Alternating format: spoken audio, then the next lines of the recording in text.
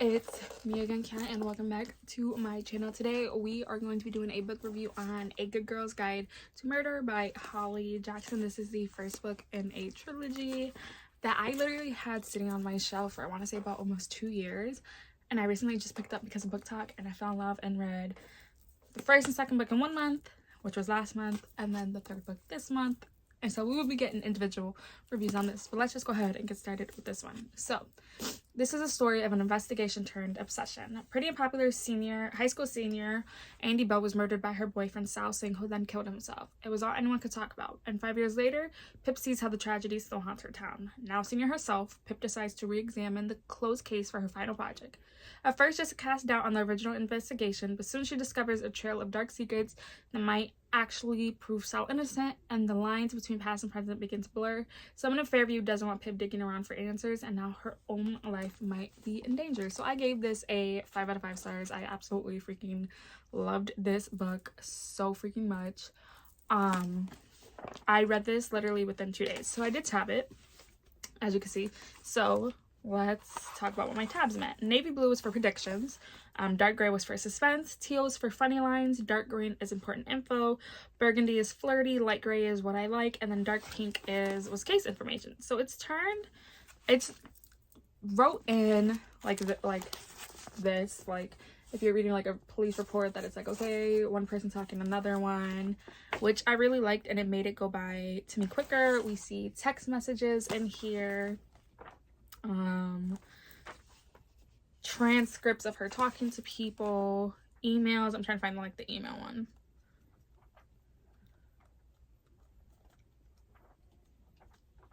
Oh, like we get to see like planner stuff. So Pip is determined to prove Sal Singh innocent because she remembers him from when she was younger. She remembers how nice he was to her, as she, for some reason, for the past 5 years, couldn't let go of the fact that he was found guilty for murder. So that's why she does it. She gets his younger brother, Ravi, involved. She goes up to his house and she's like, hey, for my senior project, I'm trying to prove the fact your brother was actually innocent when it comes to murdering his girlfriend. I don't believe he did it. Can you help me? At first, his brother was really like, no, I don't want to.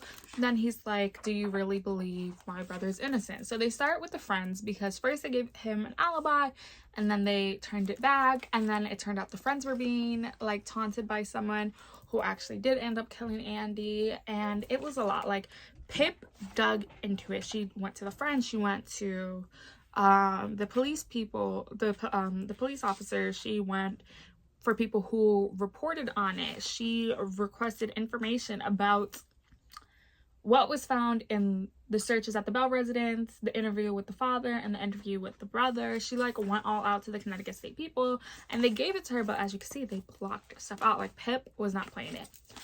Towards the middle is when it started to get interesting, because Pip started getting threatening messages. Like she went out camping with her friends, and when she went back into her tent, on there was a note that says, you need to stop looking.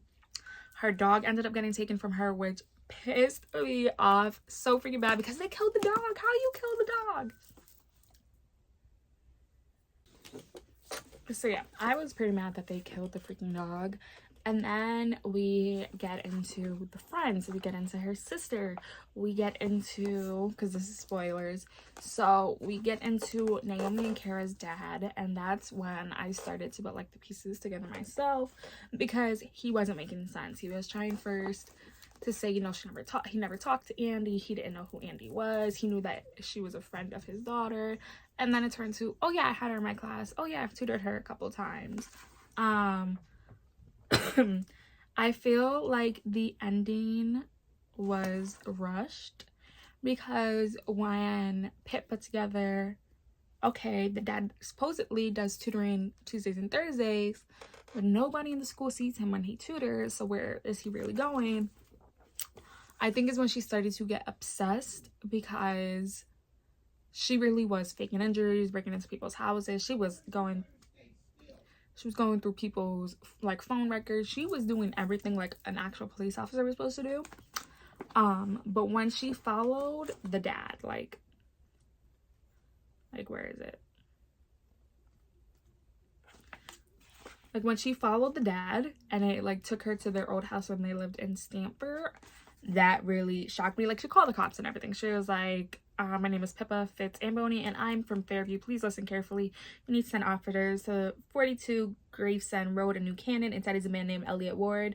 5 years ago, he kidnapped a girl named Andy Bell from Fairview, and he's been keeping her inside this house. He murdered a boy named Sal Singh. And, like, the dad really tried to set it up. Like, he explained, okay, I hit her on the head, and then with Sal, like, he tried to play it to Sal, like, oh, you need to kill yourself so they can stop looking and we can put this all to rest, like, you know what you did. And he gave him sleeping pills and suffocated him. Like, you grown man plotted this out because you slept with a 17-year-old girl. Like, I absolutely love this book. I loved how invested Pip was with trying to find out, okay, who killed her, because it wasn't Sal. I know how Sal was. And this is supposed to be like a very small town, so when this happened 5 years ago, they shunned the Singh family. Like, these people have to go 3 towns over to grocery shop, because if they try to go grab a gallon of milk at the grocery store, people won't even take their money. They won't look at them, nothing, because they're a murderous family. Like, what are you still doing in my town? That pissed me off the most. I loved Pip's family in this, her mom, her dad, her little brother, because when they saw she was getting obsessed, they were like, hey, like, you need to take a minute, you need to relax, like, this is not good for you. But did she listen? No. So I love how fast-paced it was. That was one of my best things. I loved the interviews, the like the planner in this.